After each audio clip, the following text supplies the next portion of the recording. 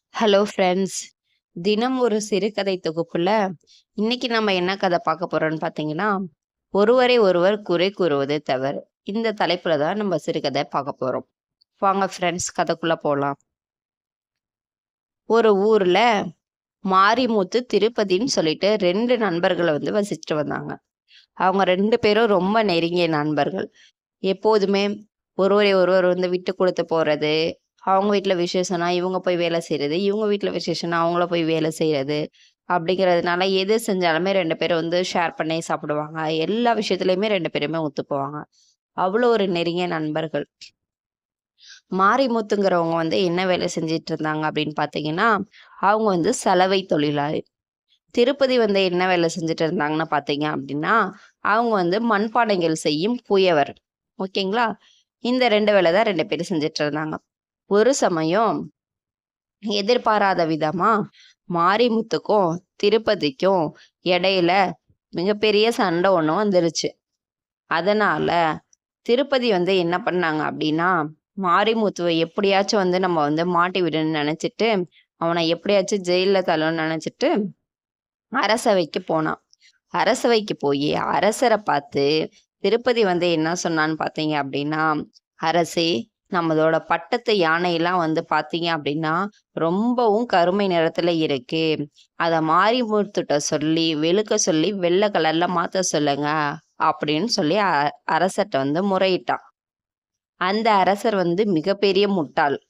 உடனே அந்த மாரிமுத்தை கூப்பிட்டு, மாரிமுத்து, நம்மளுடைய யானைகள் எல்லாத்தையும் உடனடியா வெளுத்து சலவை செஞ்சுட்டு எடுத்துட்டு வா அப்படின்னு சொல்லி கட்டளையிட்டாங்க. இத உடனே கேட்ட மாரிமுத்து என்ன பண்ணான் அப்படின்னா, ரொம்ப கவலையாயிட்டான். என்னடா யானைய போய் எப்புட்றா வெளுக்க முடியும் அப்படின்னு சொல்லிட்டு யோசிச்சுட்டு, உடனே அவன் என்ன சொன்னான் அப்படின்னு பார்த்தீங்கன்னா, அரசே, நான் யானைய வெளுத்து வரேன். அது எனக்கு ஒன்றும் பிரச்சனை இல்லை. ஆனா யானைய வேக வைக்கிற அளவுக்கு என்கிட்ட பெரிய மண்பானைகள் இல்ல. அத திருப்பதிட்ட சொல்லி யானை சைஸுக்கு நல்ல பெரிய மண்பானைய செஞ்சு தர சொல்லுங்க. நான் கண்டிப்பா யானைய வெளுத்து தரேன் அப்படின்னு சொல்லிட்டு முறையிட்டான். மாரிமுத்தோட இந்த பதில கொஞ்சம் கூட எதிர்பார்க்காத திருப்பதி என்ன பண்ணான்னா, அதிர்ச்சியில அப்படியே உறைந்து போய் நின்னான். அரசவை கலைந்துட்டு மாரிமுத்துவும் திருப்பதியும் என்ன செய்யறதுன்னே தெரியாம யோசிச்சுட்டு இருந்தாங்க. அப்போ மாரிமுத்து ஒரு யோசனை சொன்னான். நம்ம கொடுத்த வாக்குப்படியே ராஜாட்ட நம்ம யானை மேல ஃபுல்லா சுண்ணாம்பு கரையை நம்ம ஃபுல்லா பூசிடுவோம். அப்போ யானை வெள்ளை கலரா மாறிடும்.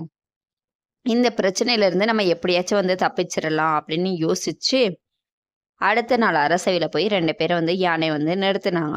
ராஜாவும் இதை பாராட்டி அவங்களுக்கு பரிசுகள் கொடுத்து அனுப்புனாங்க.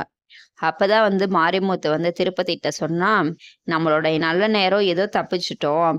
இதுவே அரசர் அறிவாளி அரசரா இருந்திருந்தா நம்ம உயிர் கண்டிப்பா போயிருந்திருக்கும். இது இவ்வளவு பெரிய இக்கட்டான சூழ்நிலை நம்ம தப்பிச்சோம்னு சொல்லிட்டு 2 பேரும் இனிமே நம்ம 2 பேருக்குள்ள போட்டியோ பொறாமையோ சண்டைகளோ எதுவுமே வரக்கூடாது அப்படின்னு சொல்லி பேசிக்கிட்டே 2 பேரும் பழைய மாதிரி 2 பேரும் நண்பர்களா சேர்ந்து நடக்க ஆரம்பிச்சாங்க. ஓகே ஃப்ரெண்ட்ஸ், இது நமக்கு என்ன தெரியுது? நமக்கு ஒருத்தவங்கள பிடிக்கலன்னா அவங்கள இன்னொருத்தவங்கள்ட்ட சொல்லி வேலை பார்க்குற இடத்துலையோ இல்லை வீட்லேயோ அவங்கள பற்றி சொல்லி அவங்களுக்கு மனம் வருந்துற மாதிரி ஒரு நடவடிக்கை எடுக்கணுங்கிறதுக்காக நம்ம ஏதாச்சும் ஒன்று செய்வோம். ஆனால் அந்த செயல் நமக்கே என்ன ஆயிரும் அப்படின்னா, நமக்கே அதை மிகப்பெரிய துன்பத்தை நமக்கு திரும்ப கொடுத்துரும். ஓகே ஃப்ரெண்ட்ஸ், இந்த கதை உங்களுக்கு பிடிச்சிருந்துச்சு அப்படின்னா சப்ஸ்கிரைப் பண்ணுங்க, லைக் பண்ணுங்க, மறக்காம கமெண்ட் பண்ணுங்க. Thank you friends.